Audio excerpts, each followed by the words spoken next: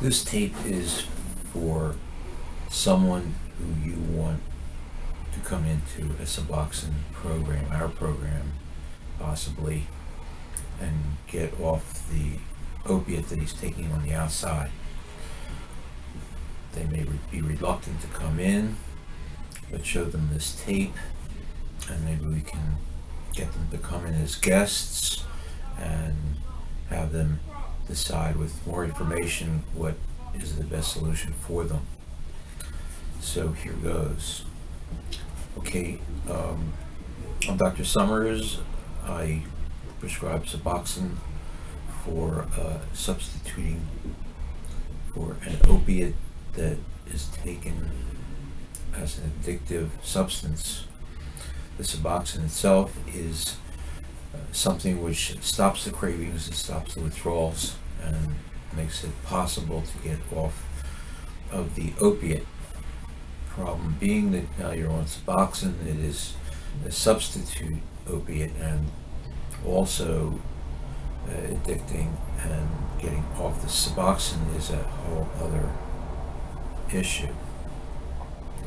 But since we work on the least harm approach, we think that the Suboxone is safe.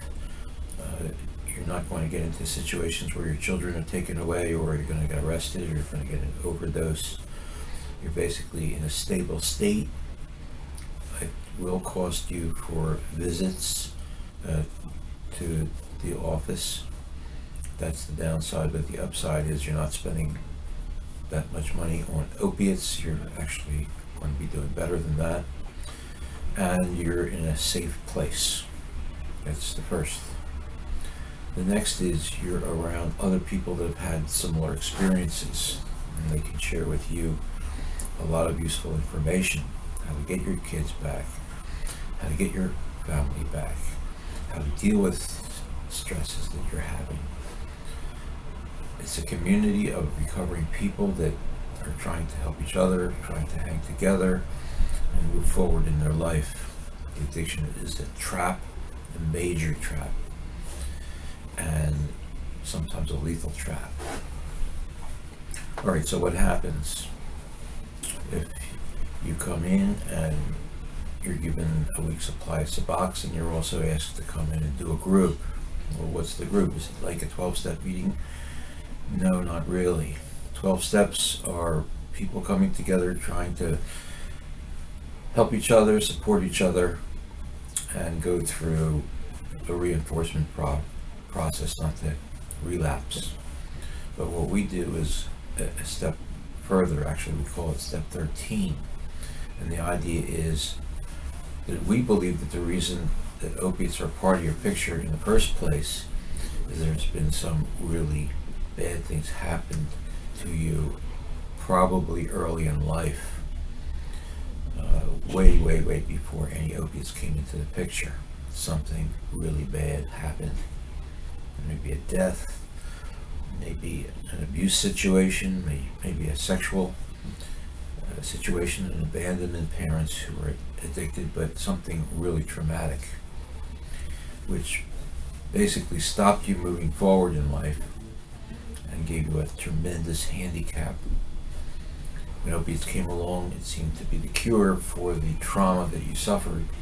So you got involved with the opiates, but then you got trapped into that black hole. So our groups are to look at the incident, the thing that happened to you early on that basically traumatized you, set you on a bad course. Now, you'd think that no one would want to come in and talk about that, and that's how people come in for the first time, thinking that I'm not going to go near anything that sensitive, that private. But once they realize they're among many people who've had very similar kinds of traumas happening, they can relax a little bit and maybe even start talking about it. We have people that will sit in our sessions for a year before they even open their mouth for the first time, because they're so uncomfortable even thinking about the traumatic thing that happened. But if they're going to get off the opiates, get out of the addiction world, then they have to start looking at the reason they're in that world in the first place, and that has to do with that trauma. So people come together and they talk about their early life trauma. And after a while it becomes comfortable, somewhat comfortable. We always ask people on a scale of 1 to 10, how anxious are you right now? Just to be here and be around these people. And at least half the people are saying, I'm at a 10. I'm at my maximum anxiety just being here. So that's expected. You'll be anxious, but you'll be moving forward. And it's the first step, and first step is an important step. After weeks, months, a year for some, the anxiety comes down, so you can begin to talk about what's going on in your life. Suboxone gets you out of the addiction world. You've still lost a lot of trust with the people around you, and that's a whole other issue. But the issue at hand is to deal with the trauma.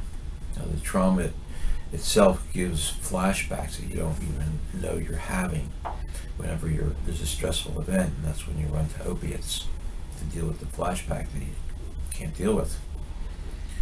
So we talk about the flashbacks, we talk about handling stress, understanding that it's a flashback situation to the trauma, and try to support each other and try to find ways of dealing with how do we handle stress without taking an opiate. The Suboxone doesn't take away all that pain. It just takes away the cravings and it takes away the withdrawal. But the emotional pain that comes because of the trauma is now there. You're not burying it, you're not hiding it.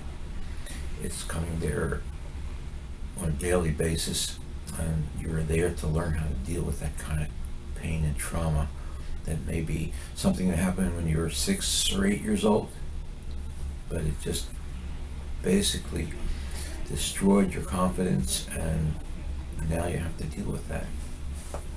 So if you're thinking of coming to the session, you can expect to sit there, be uncomfortable with half the other people are very uncomfortable, but they're there because they know they can't go back to that world. This Suboxone keeps them glued together, keeps their world glued together. They got a lot of problems to deal with now, and they're facing them, but at least there's a start and there's a together, and the confidence gradually grows over time. And at some point you begin to get comfortable to actually start talking about some of this that happened. And as that occurs, you're no longer isolated from the whole world. You're moving forward, and you're with people that you trust and can share experiences with, and your confidence begins to take hold.